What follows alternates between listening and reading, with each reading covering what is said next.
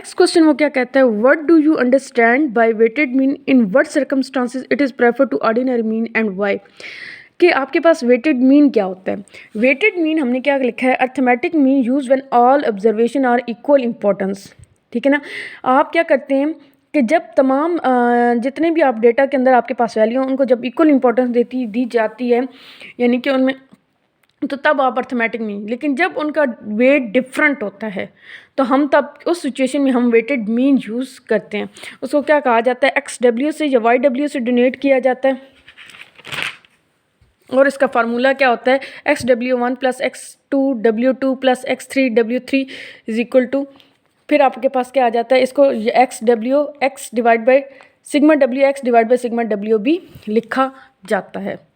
Next question है, define the mode of frequency distribution, how does it is compare with other type of average.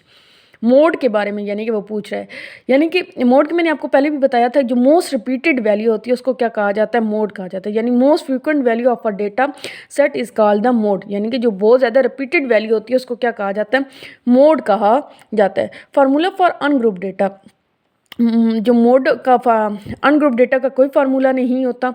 ठीक है ना। यानी कि हम देखेंगे, जाहिर सी बात है, हमारे पास अगर एक वैल्यूज़ हैं, फॉर एग्जांपल 2 2 3 3 3 4 4 4 4, तो अब इसमें से देखें, 2 टाइम आया, 3 टाइम आया, 4 टाइम, यानी 4 ज़्यादा टाइम रिपीट हो रहा है, तो मोड हमारा इसमें क्या होगा, 4 होगा। ठीक है ना। अनग्रुप डेटा में हम इसको तरह कैलकुलेट करते हैं। ग्रुप डेटा में हमारे पास क्या फार्मूला होता है, L + FM - F1 F divide by FM - F1 + FM - F2 × H। L हमारे पास क्या है, जो मैक्सिमम फ्रिक्वेंसी है उसकी जो उस क्लास की जो लोअर लिमिट है उसको कहा जाता है।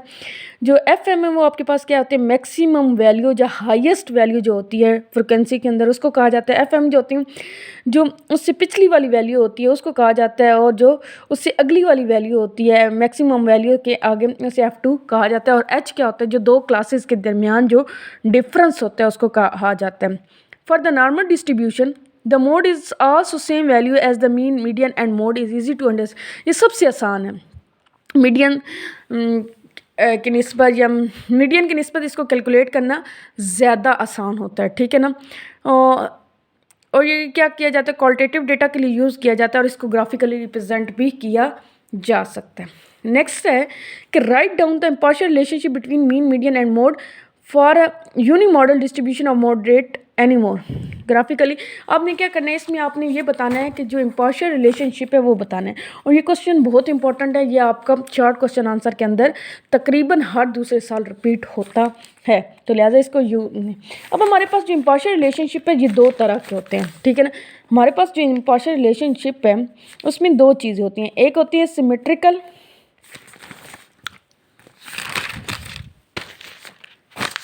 एक होती है हमारे पास सिमेट्रिकल डिस्ट्रीब्यूशन,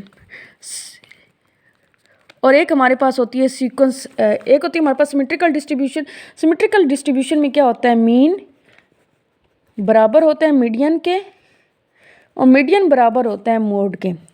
यानी अगर मीन का आंसर 0 आया तो मीडियन का भी आंसर 0 आएगा और मोड का भी आंसर 0, तीनों वैल्यूज़ बराबर होंगी। अगर 1 आया मीडियन का भी 1 आएगा, मोड का भी 1 आएगा। जहाँ पे हम डायग्राम बनाएं और यूं डायग्राम बनाएं और मीन, मीडियन, मोड इस जगह पे एग्जिस्ट कर रहा हो, ठीक है ना, इस बाउंड्रीज पे, तो इसको क्या कहते हैं, सिमेट्रिक का रिलेशनशिप कहा जाता है। और ये किसकी टाइप होती है, इम्पार्शियल रिलेशनशिप की टाइप होती है। नेक्स्ट हमारे पास जो आ जाते हैं वो होती है सीक्वेंट डिस्ट्रीब्यूशन। इसमें हमारे पास दो तरह की होती हैं, एक होती है पॉजिटिव और एक होती है नेगेटिव। जो पॉजिटिव होती है उसमें क्या होता है, मीन बड़ा होता है मीडियन से और मीडियन बड़ा होता है मोड से। जो नेगेटिव डिस्ट्रीब्यूशन होती है उसमें क्या होता है, मीन छोटा होता है मीडियन से और मीडियन छोटा होता है मोड से। ठीक है। यानी कि आपके पास क्या होता है, मीन बड़ा होता है। सीक्वेंट डिस्ट्रीब्यूशन में आपके पास दो है, एक पॉजिटिव है एक नेगेटिव है। जो पॉजिटिव होती है